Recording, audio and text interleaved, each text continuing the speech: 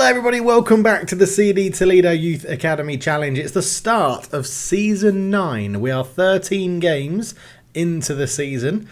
It's not been too bad, but there has been one huge sale. Let's go and check out with a little recap.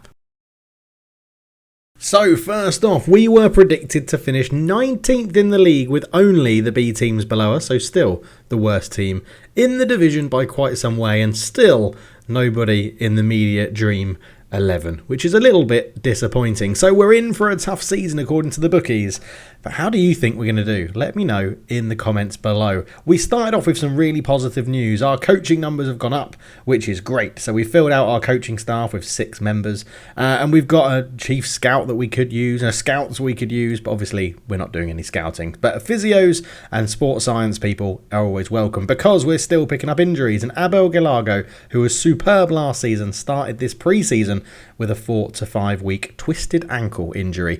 Not ideal, but then we had our huge sale. Andrew Neeson left the club for £3.7 million, which, although incredibly disappointing because he's a very good player, is much more money than I thought we would get. Tenerife signed him for £3.7 million, and we're going to keep an eye on how his career goes. With that money, the board agreed we should invest in our junior coaching and accepted that, so we got some investment in junior coaching, which is going to be great, and they decided to spend half of the fees to upgrade the club's training facilities, which is absolutely amazing. But we didn't get it all our own way. We did have the improved youth facilities request rejected. They want us to sign first team ready players. Do they not understand what we're doing here? That is ridiculous. However, we did get an affiliate with Serendolia, which is nice. We get an option at bringing in some of their youngsters as well through our affiliate, which is good because they have average youth facilities and average training facilities, which is good. Quite a new young club as well, founded in 2006, but good to start getting some links together. And our current youth intake looks like this. The development centre looking very, very good. A lot of highly rated youngsters in there, including Patricio and Zabella. But we started the season pretty weirdly, actually. Pena got us into the lead, which was good against Deportivo La Coruña, but they fought back to get the win. 2-1, they took this on away. Nicolau fired in past youngster Suarez in goal, and then it was that man again, Martin, who always seems to score against us. He got played to an open net after a little deflection, and he made it 2-1 to Coruña. They probably deserved it. We didn't start the season that well, to be honest, because next up was Malaga, and it was another defeat. Kakramarov finishing from close range just after the hour mark to make that one 1-0 to Malaga. Next up, though, was Almeria, and at least in this one we picked up a point with our third game of the season. Fabio giving the lead, and then Alberto firing in a free kick with his left foot in the 60th minute.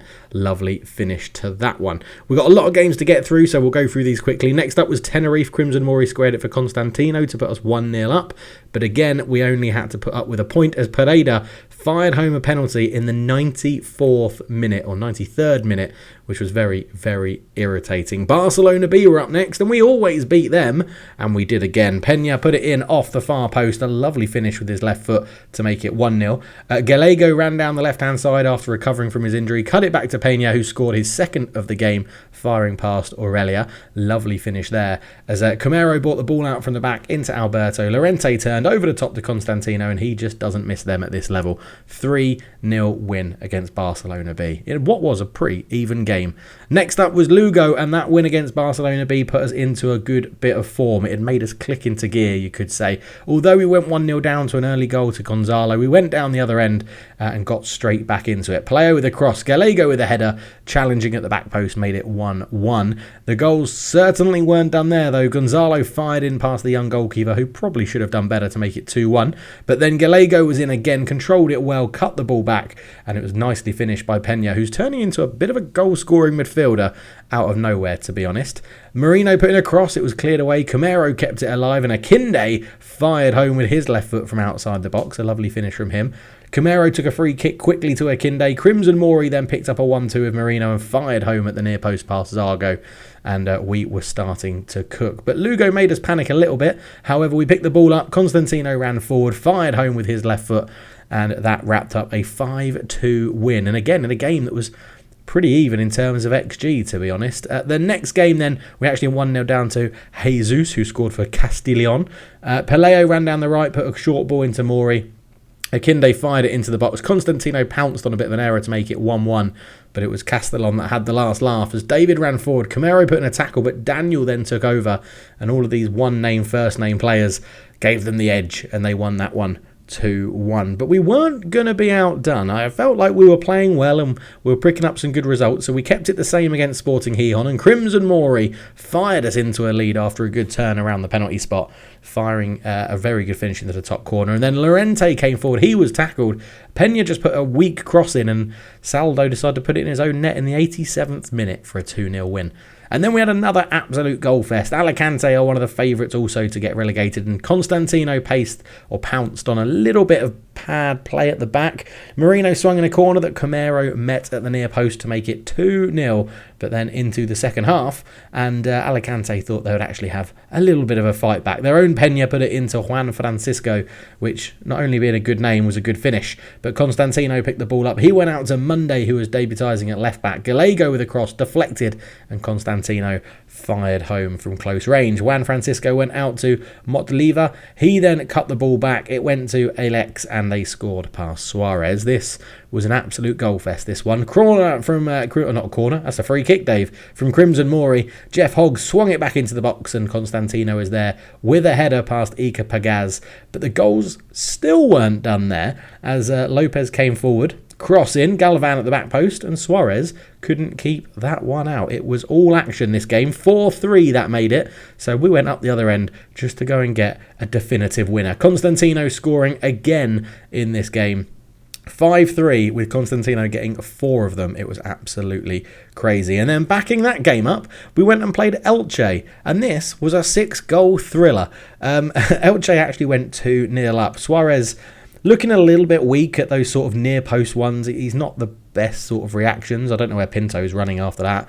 But 2-0 down, we then turned up and started playing. Kazushi over the top to Gallego. Gallego fired home to make it 2-1 past Tome. And we really thought we were in a game here as Moreno took over after Gallego was fouled into Peña. Peña, who is still this goal-scoring midfielder, pretty much out of nowhere, didn't play too much last season, I don't think.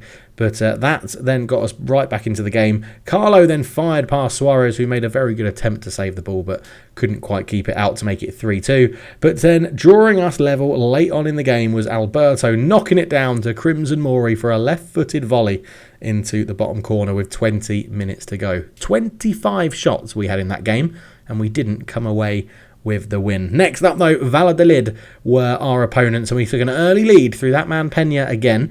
We then gave the ball away in midfield as Diego took over. Ruiz put a ball through. Some terrible defending allowed him to get a shot off that beat Suarez to make it 1-1. Alberto, their goalkeeper, tried to play it out from the back. That was even worse defending from them. Constantino pounced, and we were 2-1 up. And we weren't done there. We wanted one more to secure as Gallego started a counter-attack, fed the ball through to Lorente. He got into a good shooting position and fired home at the near post. Just a couple more games to go and some massive results in these ones. As we took on Mallorca, who went 1-0 up through Guerrera. Lovely first touch and finish at the far post. That was a lovely goal from them. But it sort of turned us around. Kazushi brought the ball out from the back. Peña took over into Gallego. Gallego ran through and fired in the equaliser, 1-1. And we weren't done there. Into the second half, Gallego picked up the throw in into Crimson Mori. He put what turned out to be a very good cross into Constantino, and we beat the team that probably should have gone up last season 2-1. Then, wow, Atletico Madrid. Marino turned into prime Messi, ran through everyone and fired home past Ricardo. That got us started. 2-0 when Crimson Mori found Constantino. He fed it through to Moreno, and Marino fired in off the near post. And we're not done there. Atletico Madrid B probably feeling like they would have taken a forfeit in this game. Constantino flicked it into Crimson Mori. 3-0 in the first half. Remember, all of this. Ricardo beaten again. Into the second half, Akinde fired it into Peña. Peña into Constantino. His pace and finish was so accurate. Ricardo had no chance. 4-0. Then we came forward again. Akinde to the edge. Peña was there. Tried to get a shot off. It was blocked. Found Lorente. He put it into the far post. 5-0. And then one more just so that we scored 3 goals each half. Akinde into Navarro. Navarro over the top to Lorente, and he got his second goal of the game. Lovely, lovely stuff. And that then left us with a pretty good start to the season. 13 games in, lots of green on the board, and it looks like we're just hitting a good bit of form as well. 4th in the table, 13 games played, 7 wins, 3 draws, 3 losses, 24 points, with Constantino at the top of the goal scoring charts. Yes, so thank you, Editing Dave, for that recap, and where better to start than Andrew Neeson. The big sale, right. This was very entertaining in this wholesale thing.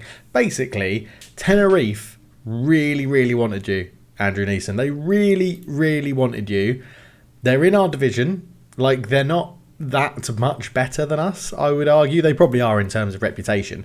But basically, their first bid was 650k, and we got them from 650k to 3.7 million by literally every bid they put in. I just went, nope, you've got to pay us 5 million release clause, and rather than pressing suggest, I just kept on pressing negotiate.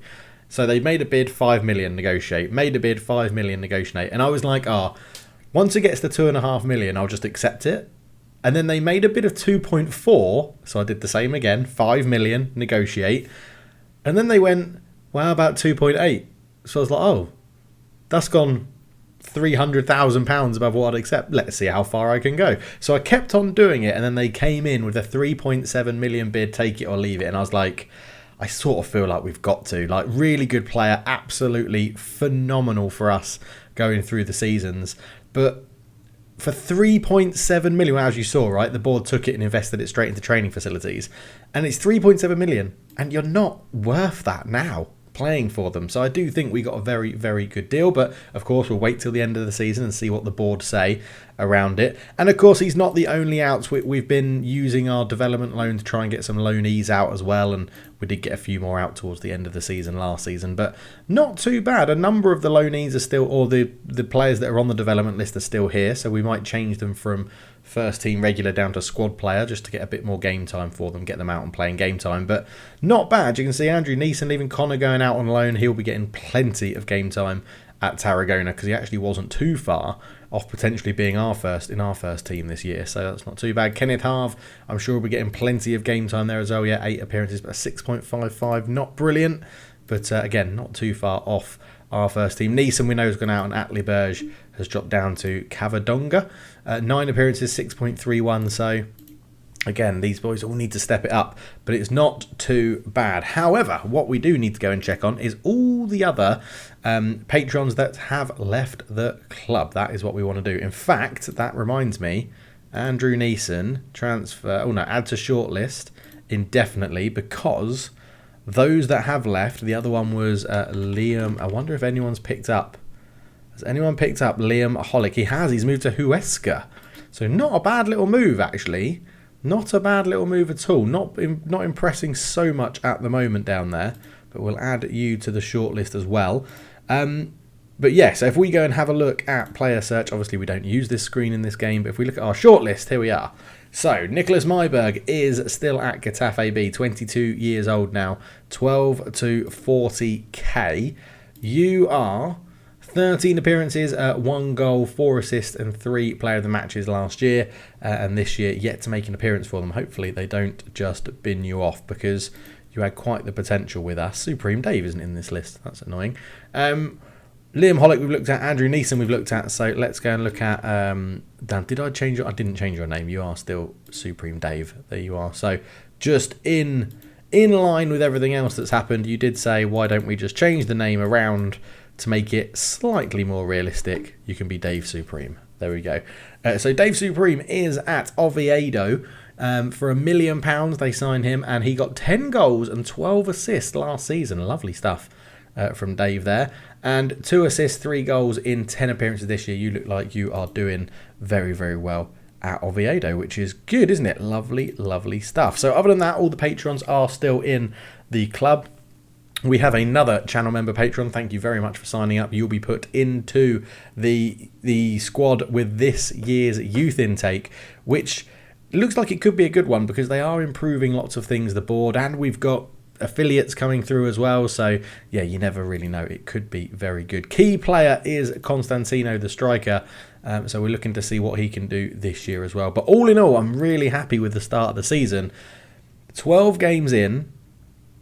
Really good run of form in October, to be honest. We've come back at the end of October. I thought that was a good little time to do a recap. It got off to a sketchy start, as you saw in the highlights. 2 losses on the bounce. 2 losses, 2 draws. I was like, oh, not too sure. But we stuck with it.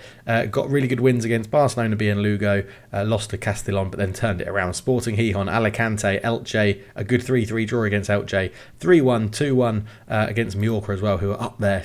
Probably should have got promoted last season, but didn't. And then, we've just absolutely annihilated Atletico Madrid B 6-0, which is really, really good. Looking at the squad, we are in a good run of form, as you can say. Obviously, Alberto Suarez, the goalkeeper, has cemented his place as first choice keeper, but I'm not too sure how long for, purely because this guy in the under-19s, who's the goalkeeper we got in, Francisco Jimenez, who we got in the last intake, is our development centre. If you don't use the development centre, it's quite handy. The development centre basically is recommending him to be moved to the Toledo squad and would contribute effectively. And it's sort of like, okay, potentially we could. So Alberto Suarez may already be under pressure as first choice goalkeeper, even though he's only done it for the back end, half a season last season and 13 games this season. But he's performing well, so he's not going to get dropped while he's performing well, which is really good. In terms of goals, it is Constantino that leads the way. He has 13 goal contributions in 13 games, which is quite bonkers. New name on the block is Jose Antonio Peña. 6 goals and 3 assists for him in 13 games. Still trying to get that fickle personality finished. It's not too bad when he's performing as he is. But yeah, he's looking very, very useful indeed, which is really good. Also, shout out to Football Manager when it surely really does tell you finishing doesn't matter. He's got finishing 4. The scout reports even say he needs to work on being clinical in front of goal. And he's our second top goal scorer from holding midfield. So he's doing pretty well. 4 goals and 5 assists for Crimson Mori. Abel Galago has started the season well as well. 5 assists and 3 goals from left wing.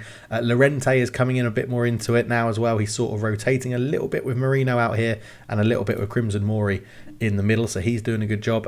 Anthony Akinde, new name again coming through. Only been at the club a little bit. Had a good loan spell out last season. Stepped up for us and is doing a good job again this year. So yeah, we're doing well. We're bringing through these talents. We're having a really good time of it, basically. And all the players are doing very well. Assist leaders are Abel Galago and Crimson Mori with 5. We've got 4 for Oscar Marino, 3 for Peña, 2 for Llorente, 2 for Constantino, and then a host of people on 1 as well. But you can see from the average ratings how well this season has started, because the people we're picking quite consistently are playing consistently well, which is good. And it sees us 4th in the table, which is massive. Constantino leading the goal charts. We've played an extra game over Malaga and Ponferrada. I think Ponferrada aren't going to run away with this league. I don't think they're good enough, to be honest. They are 4 points clear at the moment. If they win that game, then they could be like 7 points clear. Well, it would be, actually, that would put them on 35, and then if Malaga win their game in hand, they'll be on 30, so they'll be 5 points clear. But at the moment, we're keeping pace with the teams that we need to. In my mind, Cadiz and Malaga are probably the ones we need to keep an eye out for. Mallorca will always be up and around here as well, and we've beaten them once already this season, which is absolutely brilliant.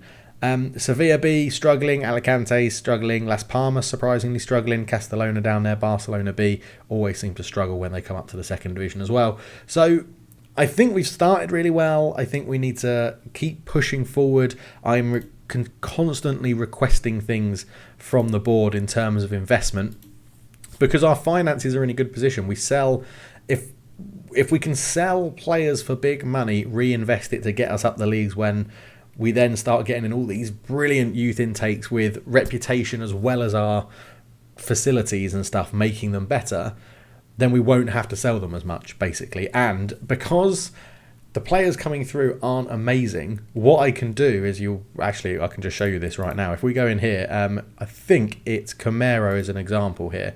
So he's not amazing, right? But because he's not amazing, he doesn't expect to be paid 1.4 grand a week, but we have to pay him 1.4 grand a week so that we can register him in the squad. But because he's not expecting to be paid that much, what we can do is give them large release fees, which means when they've got interest in them and a club comes in, you say, well, they've got to pay your release fee, and generally they go, yeah, okay, that's fair, I did agree to that. And if they don't, then you just keep asking for it like I did with Andrew Neeson, and eventually the clubs that pay will pay you relatively big money, which for a club like us will keep that turnover coming in, keep our finances going up, which means we can then request in more things. So again, let's ask again, improve youth facilities. We have got an affiliate. I don't know if we want another one just yet. I will ask if I can go on a coaching course as well. That would be great. Don't want to do anything with the stadium. There was a good hint and tip in the comment section, because I read them and reply to all of them, so get stuff in there. Try not to ask for a new stadium until you're in La Liga. Cause you don't want them to do it now and then they're not going to be able to build a new one for 15 to 20 years, even if you get promoted. So yeah, as soon as we get up to La Liga, because eventually I think we will do it, we'll ask for a new stadium and stuff like that. But what I do want is more coaches, but they're still not. I've recently asked for more coaches, so they're not allowing me that. But let's get some more sports scientists, because they're good they're good at helping players have better fitness and recoveries from injury and things like that. But yeah, so it's been a very good start to the season. I'm very, very happy with where we stand. The squad is looking, if not the strongest right now, it is looking very good in terms of potential players we've got coming through. So I'm excited. I'm excited to see where we're going to go. Do you think we can get the promotion this year? I mean, it's probably our best sort of start, but first, normally we come back 15 games or around that point. I'd say this is probably our best first 15 games of this league since we've been in the La Liga, Segunda Liga.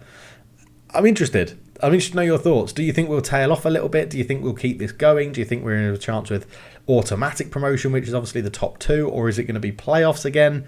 Yeah, I don't know. Let me know your thoughts. But we will be back in March or April time. Let's have a look to see what dates it's saying. Every year in April. So we'll be back sometime in April for our review of the Youth Intake Day, which is always the best in these days. But I really hope you like the little highlights package.